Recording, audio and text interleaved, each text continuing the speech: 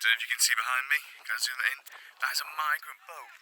This is Callum Smiles for Callum Smiles Media here in Grand-Fort-Phillipe, just over the river from Gravelines and just to the east of the French coastal town of Calais, to check up on the migrant crisis that is still affecting the United Kingdom over a year after I was last here when I was working with Rebel News.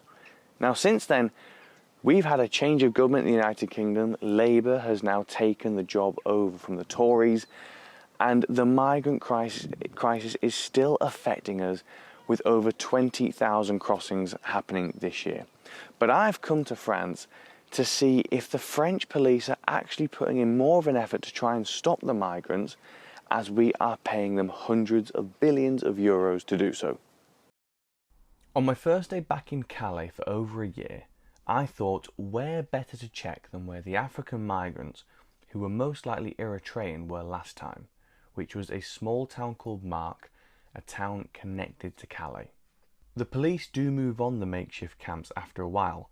However, this time I saw very small camps in trees and what possibly looked like old warehouses which had been commandeered by the migrants to live in, whilst the NGO group Vie Active facilitate their stay.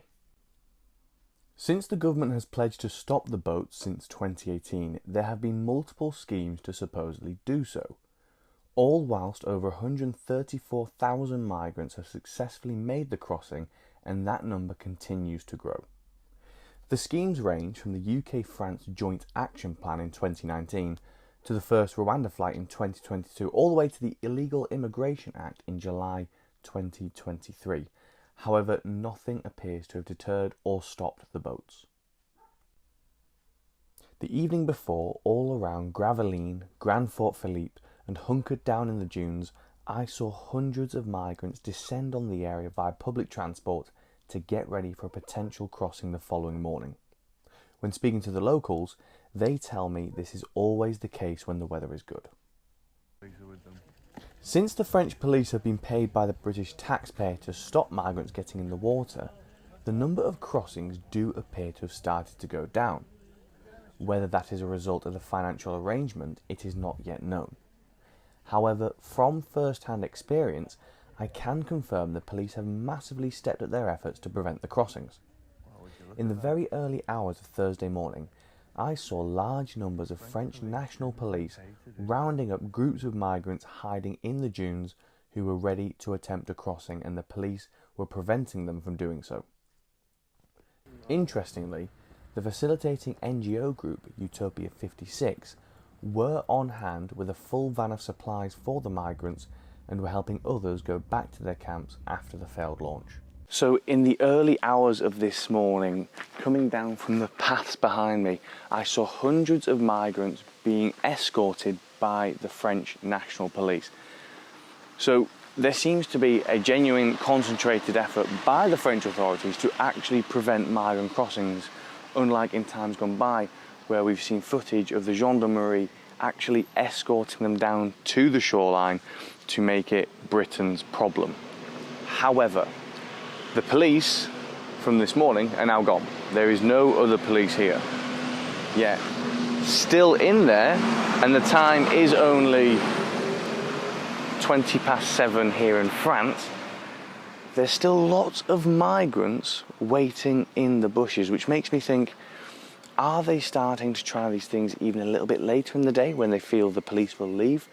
Because after all, this is an ever-adapting operation by both sets of those involved, whether that is the police, the local authorities, or the traffickers and migrants. Once the police had finished their rounding up and it appeared the migrants had all gone, I decided to walk around where they were camped for the night to investigate the area. Amongst all their discarded rubbish and some backpacks was used tear gas canisters, which corroborates the mainstream media's story about violent scenes the night before in what was described as a war, now that the French police are no longer assisting safe passage, but are in fact attempting to prevent crossings. Whilst walking around, I started to hear foreign languages and lots of voices, suggesting some hadn't been found earlier in the morning and were still planning on crossing. so I decided to wait and see if a trafficker would come. Just as I expected, 3 migrants went to the road and made a phone call. Shortly after, in a silver car, a trafficker arrived and went into the park to unload the boat. At this point, I went close to the water and waited for the migrants to come. So literally as I expected, they are now, so it was a trafficker's car, and they are, I don't know if you can see behind me, can I zoom it in? That is a migrant boat. Now, they were waiting for that plane to disappear. Now, what they're doing is, well, the plane is doing a loop, it's actually, the plane is coming back around, the plane is now up there. And they're actually coming towards me. This could go wrong. But how interesting. So, that is a migrant crossing right there. What makes me think the French police are now taking this so seriously is that within 3 minutes of calling them, multiple cars turned up to stop the crossing. With the police getting closer and closer, the migrants had to rush their launch and only managed to get 20 on board. Their celebrations were short-lived. With the lifeless dinghy laying there on the beach and knowing that there was now no hope of making a crossing today, the migrants made their way back to the bus stop. So who is crossing the channel in small boats? According to the ONS, in the year ending June 2024, Afghans were the top nationality crossing the channel, making up just under a fifth of all small boat arrivals.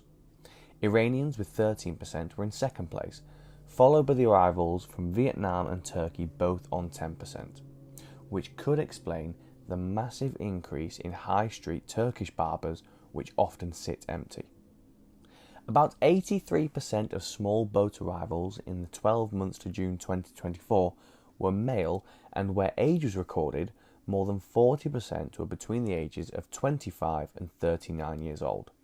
The question many are asking is, why are Afghans crossing illegally to claim asylum when there is a very clear legal pathway for Afghans through Operation Lazarite to come to the safe shores of Great Britain? More importantly, why are they being granted the right to stay when they have come from a safe third country? So there's a few things we know to be true. So far this year, crossings are down compared to other years, but they haven't stopped. So the numbers are still coming into the United Kingdom. The question is, why is that? Is it because of the weather? Is it because they've actually heard Keir Starmer's rhetoric about so-called smashing the gangs? Is it because the French police are actually now doing their job? Or is it even that there is no longer as much of an appetite to go to the United Kingdom? This is a sort of thing we don't know just yet. But people are still trying to make the crossing over. It's still a very lucrative business, and it still comes with an array of issues that need sorting. So it's been a very interesting morning here on the North French coastline, covering the migrant crisis in the United Kingdom. Having come out in the early hours to witness what is going on the North French coastline, to see how the police are actually dealing with the situation, we saw hundreds of migrants prevented from crossing today by the French National Police. However, they seem to be adapting to their surroundings and the situation, and many more actually waited in the bushes without being spotted by the police until later I'd still say it's early morning, when they then made the phone call to the traffickers to bring one on the boat, and then they made a quick dash across the dunes down into the water before the French police could intercept them. Now, the French police, to their credit, did intercept quite a few. Only about 20 got on this morning's dinghy. However, the fact remains, the migrant crisis isn't going anywhere anytime soon, but it does appear to be that the French police are taking this more seriously. If you like this sort of journalism, if you find it valuable and informative, then please consider heading over to the website and helping out where you can. This isn't the sort of journalism you see in the BBC or the likes of even GB News, where they say what you can and cannot do.